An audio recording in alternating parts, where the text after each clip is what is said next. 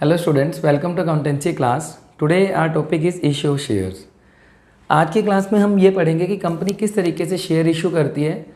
Company जिन persons को share issue करती है उन्हें हम शेयर होल्डर बोलते हैं, और कंपनी की टोटल जो कैपिटल होती है उसे हम शेयर कैपिटल बोलते हैं। तो प्रीवियस क्लास के अंदर हमने शेयर कैपिटल का टॉपिक अच्छे से कवर किया कि तीन तरीके से कैपिटल हम शो करते हैं बैलेंस शीट के अंदर: authorise capital, issued capital and subscribe capital.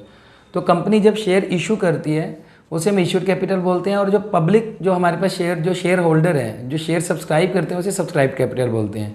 अब वो शेयर्स इशू किस तरीके से किए जाते हैं? तीन तरीके शेयर इशू करने के। सबसे पहले आता है for cash by private placement, second आता है for cash by public subscription, और थर्ड आता है for consideration other than cash. मतलब हम कैश के बदले में शेयर इशू कर सकते हैं, और एक आता है consideration other than cash. Cash के बदले में जब शेयर इशू करे जाते हैं तो दो तरीके हैं, प्राइवेट प्लेसमेंट और public subscription. Private placement in the sense जो शेयर इशू करे जाते हैं पब्लिक को इशू नहीं किए जाते, मींस प्राइवेट मेंबर को शेयर इशू करे जाते हैं। कंपनी जो शेयर इशू करती है वो प्राइवेट पीपल्स को शेयर इशू करती है। मतलब जो कंपनी के प्रमोटर हैं वो इस चीज़ को लेके कॉन्फिडेंट होते हैं कि जो हमारी कैपिटल है वो हम प्राइवेट सोर्सेज और प्राइवेट कॉन्टैक्ट के थ्रू पैसा इकट्ठा कर सकते हैं।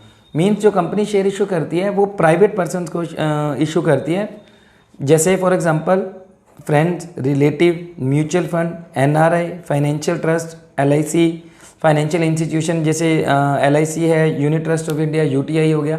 मीन्स कंपनी इस तरीके से इन लोगों को शेयर इशू करती है। मीन्स नॉर्मल पब्लिक को कंपनी शेयर इशू नहीं करती अंडर प्राइवेट प्लेसमेंट। इस केस के अंदर जब पब्लिक को शेयर इशू नहीं किए जाते तो इसके अंदर प्रोस्पेक्टस की भी ज़रूरत नहीं होती।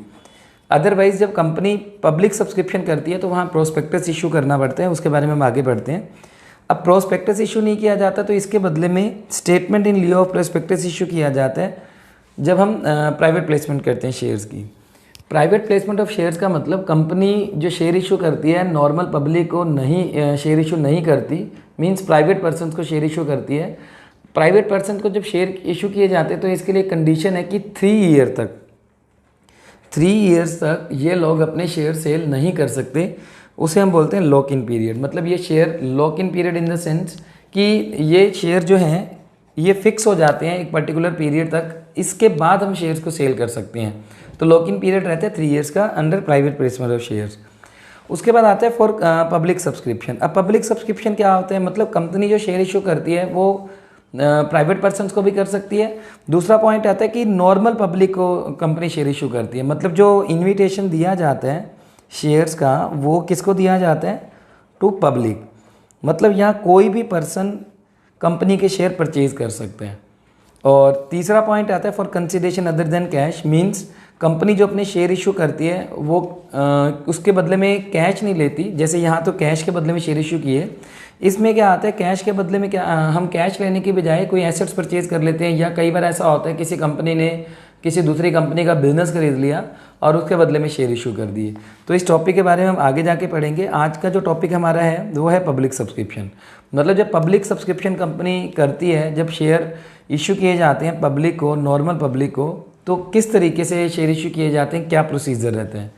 सबसे पहले कंपनी प्रोस्पेक्टस इशू करती है। इस प्रोस्पेक्टस के अंदर सब कुछ मेंशन होता है, कंपनी का नेम, शेयर होल्डर्स का नेम, तो कौन कौन से शेयर होल्डर है, कंपनी की share capital, face value of shares, ये सब चीज़ें इसके अंदर मेंशन की जाती हैं। उसके बाद कंपनी क्या करती है, जब प्रोस्पेक्टस इशू किया जाता है मींस कंपनी इनवाइट करती है नॉर्मल पब्लिक को कि आप शेयर्स हमसे परचेज करें। नॉर्मल पब्लिक को जो इन्विटेशन दिया जाता है, अब कोई भी पर्सन शेयर परचेज कर सकता है। इसके लिए सबसे पहले शेयर होल्डर को एप्लीकेशन मनी लगानी पड़ती है। Means company application money receive करती है। जो शेयर हम कल भी पढ़ रहे थे कि जो शेयर को 4 पार्ट्स में डिवाइड करके अमाउंट मंगवाया जाता है। एक आती है एप्लीकेशन मनी, एक अलॉटमेंट मनी, और एक आती है कॉल मनी। कॉल मनी के अंदर 3 पार्ट आ जाते हैं, first call money, second call and final call. लेकिन मैंने आपको बताया था कि सेकंड एंड फाइनल कॉल आपकी एक ही होती है, तो इस तरीके से 4 पार्ट हो जाते हैं। तो सबसे पहले जब प्रोस्पेक्टस इशू किए जाते हैं कंपनी एप्लीकेशन मनी मंगवाती है। मतलब जो शेयर की total face value for example 10 रुपये, टोटल 10 रुपीज़ है, तो 10 रुपये को कंपनी क्या करती है 4 पार्ट्स में डिवाइड कर देती है। 3 पार्ट्स में भी कर सकती है, 2 पार्ट्स में भी कर सकती है। कंपनी चाहे तो सारा का सारा पैसा एप्लीकेशन पे भी मंगवा सकती है। तो पहले कंपनी एप्लीकेशन मनी रिसीव करती है, उसके बाद कंपनी अलॉटमेंट मनी रिसीव करती है, मतलब शेयर अलॉट करती है। जिन लोगों को शेयर देने हैं उनको उनसे अलॉटमेंट मनी मंगवाई जाती है।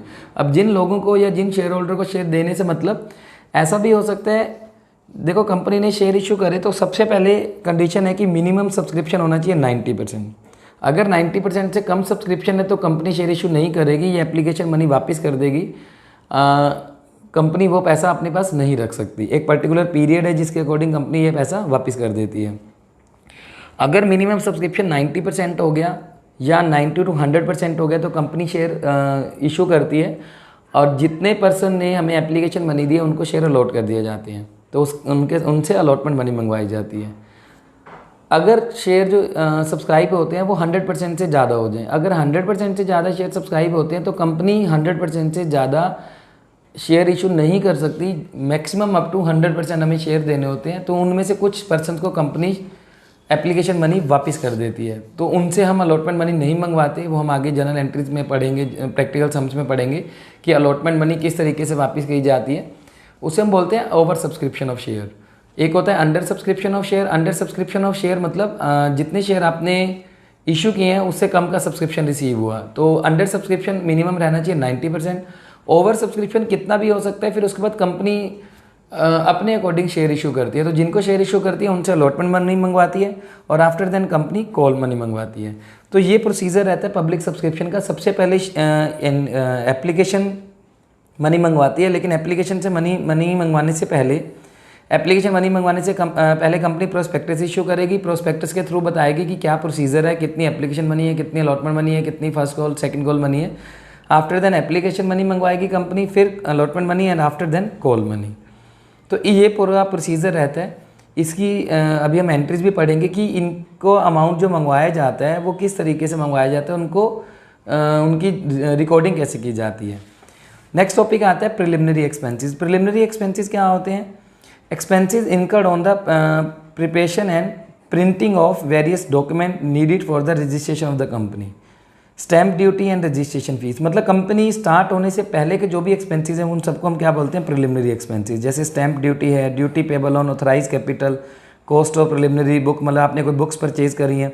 इन case of company has been form to purchase a running business, the fees charge by accountant और valuing the assets and liability of that business. मतलब आपने किसी का बिजनेस परचेज किया है तो उसके हमने जो वैल्यूएशन लगाई है, वैल्यूएशन के लिए हमने किसी को पैसे पे किए हैं, तो वो जो फीस है वो प्रिलिमिनरी एक्सपेंसेस में आ जाती है। Preliminary expenses are to be written off in the year in which they are incurred. They should be written off first from security premium reserve and in its absence from statement of profit and loss account in the same year. मतलब जो company preliminary expenses को return of करती है वो security premium reserve account से return of करती है। अगर सिक्योरिटी प्रीमियम नहीं है तो उसको प्रॉफिट एंड लॉस से रिटर्न ऑफ किया जाता है। प्रैक्टिकल सम्स के अंदर हम पढ़ेंगे कि सिक्योरिटी प्रीमियम रिजर्व क्या चीज़ होती है और प्रिलिमिनरी एक्सपेंसेस को कैसे रिटर्न ऑफ किया जाता है। तो अभी हम पढ़ने वाले हैं entries on issue of share. जब शेयर इशू किए जाते हैं तो किस तरीके से एंट्री की जाती है। देखो हमने अभी पढ़ा कि कंपनी जो शेयर इशू करती है सबसे पहले एप्लीकेशन मनी मंगवाती है। प्रोस्पेक्टस इशू करने की कोई एंट्री नहीं होती। जब एप्लीकेशन मनी मंगवाती है तो कंपनी सबसे पहले एप्लीकेशन मनी रिसीव करेगी, क्योंकि कंपनी को नहीं पता कि कितने लोगों से एप्लीकेशन आने वाली है। हो सकता है कि ओवर सब्सक्रिप्शन भी चला जाए, हो सकता है अंडर सब्सक्रिप्शन भी हो जाए। तो सबसे पहले कंपनी क्या करती है? एप्लीकेशन मनी रिसीव करती है। एप्लीकेशन मनी रिसीव करने की एंट्री क्या होती है? Application money receive. सबसे पहले एप्लीकेशन मनी रिसीव की जाएगी तो एंट्री क्या हो जाएगी? बैंक अकाउंट डेबिट टू, अब देखो bank account debit to equity share है तो equity share application, preference share है तो प्रेफरेंस शेयर एप्लीकेशन। जो भी शेयर आएगा इक्विटी और प्रेफरेंस, जो भी शेयर आएंगे टू इक्विटी, हम एक लेके चल रहे हैं टू इक्विटी शेयर एप्लीकेशन। सबसे पहले एप्लीकेशन मनी रिसीव की जाएगी। एप्लीकेशन मनी रिसीव, इसकी नरेशन हो जाएगी application money receive. Bank account debit to share application. अब बैंक को क्या डेबिट क्यों किया? क्योंकि पैसा आ रहा है तो हमने डेबिट कर दिया। बैंक अकाउंट से क्यों किया? क्योंकि शेयर की जितनी भी डीलिंग है वो सब बैंक के थ्रू करी जाती है। डीमेट अकाउंट ओपन किया जाता है जब हम शेयर की डीलिंग करते हैं। तो वो सब बैंक के थ्रू ट्रांजैक्शन होनी है, तो इसलिए बैंक को डेबिट किया जाता है। तो एप्लीकेशन मनी जब रिसीव की जाती है तो एंट्री होती है bank account debit to share application. Company चाहे तो सारा का सारा पैसा एप्लीकेशन पे भी मंगवा सकती है, अदरवाइज कंपनी चाहे तो application allotment and call money. हम ये लेके चल रहे हैं कि कंपनी सब जो सारा अमाउंट मंगवा रही है वो एप्लीकेशन अलॉटमेंट एंड कॉल पे मंगवा रही है, तो हम सभी की एंट्रीज पढ़ रहे हैं। सम के थ्रू देखेंगे कि अगर कंपनी ने सारा अमाउंट एप्लीकेशन में मंगवाया तो हम सिर्फ उतनी एंट्रीज करेंगे। अगर कंपनी ने जो अमाउंट मंगवाया है शेयर्स का वो एप्लीकेशन अलॉटमेंट और कॉल के अकॉर्डिंग मंगवाया तो फिर हम सभी एंट्रीज को पढ़ेंगे। तो हमें सभी एंट्रीज अच्छे से आनी चाहिए। जितनी एंट्रीज हमें सम के थ्रू चाहिए होंगी सम के अंदर तो उतनी ही करेंगे। तो आज का जो टॉपिक है वो सिर्फ एंट्रीज का, सम हम जो प्रैक्टिकल समझे वो कल वाले टॉपिक में करेंगे। तो पहली एंट्री आती है application money receive bank account debit to share application. अब जो ये एप्लीकेशन का अमाउंट है इसको ट्रांसफ़र कर दिया जाता है, transfer of application money to share capital. तो एंट्री क्या हो जाती है, अब जो आपने ये एप्लीकेशन मनी को ट्रांसफ़र करना है तो एंट्री हो जाएगी share application account debit to share capital. मैं यहाँ पे इक्विटी और प्रेफरेंस वर्ड नहीं लिख रहा, जो सम के थ्रू हमें मिलेगा स्टेटमेंट में वही लिख देंगे हम। मतलब equity share application to equity share capital. मतलब पहली एंट्री होती है bank account debit to share application, second entry share application to share capital. मतलब जो अमाउंट आपने एप्लीकेशन का रिसीव किया उसको मैंने किस में ट्रांसफ़र कर दिया, कैपिटल के अंदर। After then allotment entry, allotment की एंट्री क्या होगी। अब देखो सबसे पहले शेयर का जो प्रोसीजर आता है जब हम शेयर्स की एंट्रीज पढ़ते हैं तो सबसे पहले एप्लीकेशन मनी रिसीव की जाती है, उस एप्लीकेशन मनी को ट्रांसफ़र कर दिया जाता है कैपिटल के अंदर। आफ्टर देन हम क्या करते हैं, अलॉटमेंट मनी ड्यू करते हैं, क्योंकि जब हमने एप्लीकेशन मनी रिसीव कर ली तो वहाँ से हमें पता लग जाता है कि कितने % को आपने शेयर अलॉट करने हैं। तो आप उतने ही शेयर का अमाउंट ड्यू करेंगे जितने लोगों को हमने शेयर देने हैं। तो अलॉटमेंट मनी पहले ड्यू की जाती है। अब ड्यू करने की एंट्री क्या हो जाती है, share allotment account debit to share allotment account debit to share capital. पहले आप अलॉटमेंट मनी ड्यू करते हैं, फिर आप अलॉटमेंट मनी क्या करते हैं, रिसीव करते हैं। तो जब अलॉटमेंट मनी हम रिसीव करते हैं तो रिसीव करने की फिर वही एंट्री आ जाएगी bank account debit to share allotment. क्योंकि देखो आपने अलॉटमेंट मनी रिसीव की है तो बैंक डेबिट हो जाएगा और शेयर अलॉटमेंट क्रेडिट। मतलब एप्लीकेशन के टाइम क्या होता है, पहले आप एप्लीकेशन मनी रिसीव करते हो फिर ट्रांसफ़र करते हो, लेकिन अलॉटमेंट के केस में पहले आप अलॉटमेंट मनी ड्यू करते हो फिर रिसीव करते हो। इसी तरीके से कॉल मनी, मान लो आपने फर्स्ट कॉल मनी मंगवाई है तो पहले कॉल मनी ड्यू की जाएगी, तो उसकी भी एंट्री यही हो जाएगी शेयर, मान लो फर्स्ट कॉल है तो share first call account debit to share capital. और जब हम शेयर कॉल मनी रिसीव कर लेंगे तो एंट्री क्या हो जाएगी, bank account debit to share first call, जब कॉल मनी रिसीव की जाती है। ठीक है। अब मान लो सेकंड कॉल होती तो एंट्री क्या हो जाती है, share second call to share capital. मतलब पहले वही ये जैसे फर्स्ट कॉल होगी और इसी तरीके से सेकंड कॉल, तो पहले सेकंड कॉल ड्यू की जाएगी तो एंट्री क्या हो जाएगी, share second call account debit to share capital. और आफ्टर देन जब कॉल मनी रिसीव की जाएगी तो एंट्री क्या हो जाएगी, bank account debit to share second call. तो इस तरीके से हमने जनरल एंट्रीज शो करके दिखानी है। मतलब सबसे पहले एप्लीकेशन मनी रिसीव की जाती है तो एंट्री होती है bank account debit to share application. After then application money transfer की जाती है कैपिटल में तो share application to share capital. फिर अलॉटमेंट मनी ड्यू करेंगे फिर रिसीव, फर्स्ट कॉल मनी पहले ड्यू फिर रिसीव, फिर सेकंड कॉल ड्यू फिर रिसीव, सेकंड और फाइनल कॉल हम एक ही लेके चल रहे हैं। ठीक है। तो इस तरीके से हमें जनरल एंट्रीज दिखानी है। तो टोटल 8 एंट्रीज होगी, मतलब 2 एंट्रीज हो जाएंगी एप्लीकेशन की, 2 एंट्री अलॉटमेंट की, 2 फर्स्ट कॉल की और 2 सेकंड कॉल की। तो एप्लीकेशन मनी पहले रिसीव की जाएगी और फिर क्या की जाएगी, ड्यू की जाएगी, ट्रांसफ़र की जाएगी। ट्रांसफ़र और ड्यू वाली एंट्री एक जैसी होती है। अलॉटमेंट मनी पहले ड्यू की जाएगी फिर रिसीव की जाएगी। ऐसे ही फर्स्ट कॉल मनी पहले ड्यू की जाएगी और फिर रिसीव की जाएगी एंड सेकंड कॉल का अमाउंट भी पहले ड्यू किया जाएगा और फिर आफ्टर देन इसको रिसीव किया जाएगा। रिसीव करने की एंट्री होती है, अगर आपने एप्लीकेशन मनी रिसीव किया तो एंट्री आएगी bank to share application, allotment money receive किया तो bank to share allotment, first call में bank to share first call, second call में bank to share second call. और एप्लीकेशन मनी जब हम ट्रांसफ़र करते हैं तो share application to share capital, ऐसे अलॉटमेंट मनी जब ड्यू करते हैं share allotment to share capital, first call में share first call to share capital, second call में share second call to share capital. तो सीक्वेंस में हमने एंट्री करनी है। सबसे पहली एंट्री होती है जब हम एप्लीकेशन मनी रिसीव करते हैं तो bank account debit to share application, after then share application to share capital. जब अलॉटमेंट की एंट्री ड्यू की जाती है, मतलब फर्स्ट एंट्री होती है बैंक अकाउंट, इसको दोबारा अच्छे से देख लेते हैं, bank account debit to share application, ठीक है, ये एप्लीकेशन की रिसीव की एंट्री है। सेकंड एंट्री शेयर एप्लीकेशन का जो अमाउंट है इसको ट्रांसफ़र किया जाता है शेयर कैपिटल में, share application to share capital, ये ट्रांसफ़र की एंट्री है शेयर कैपिटल की। शेयर कैपिटल का अमाउंट ट्रांसफ़र किया जाता है, शेयर एप्लीकेशन का अमाउंट ट्रांसफ़र किया जाता है शेयर कैपिटल में। थर्ड एंट्री आती है जब हम अलॉटमेंट मनी रिसीव ड्यू करते हैं तो एंट्री हो जाती है share allotment account debit to share capital. ये देखो ये वाली एंट्री और ये एंट्री सेम है, एप्लीकेशन का अमाउंट कैपिटल में ट्रांसफ़र किया, अलॉटमेंट का अमाउंट ड्यू किया, ठीक है, बस नरेशन चेंज हो जाती है। तो ये ड्यू की एंट्री होगी अलॉटमेंट की।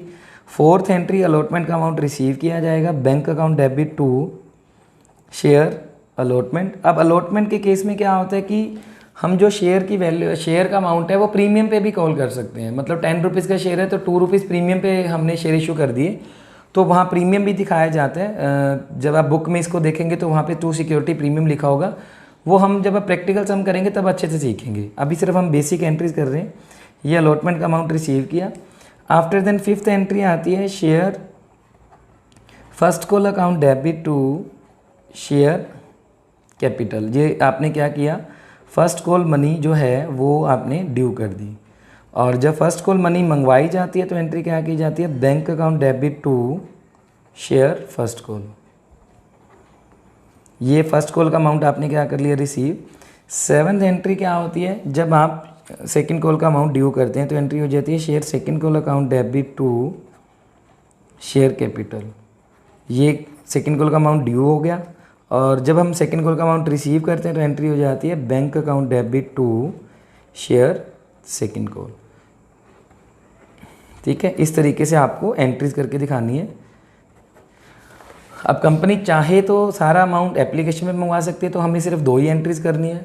कंपनी एप्लीकेशन अलॉटमेंट पे अमाउंट मंगवाती है तो 4 एंट्रीज आ जाएंगी। फर्स्ट कॉल पे मंगवाती है सारा अमाउंट, मतलब एप्लीकेशन अलॉटमेंट फर्स्ट कॉल, तो 6 एंट्रीज आएंगी, अदरवाइज 8 एंट्रीज हो जाएंगी।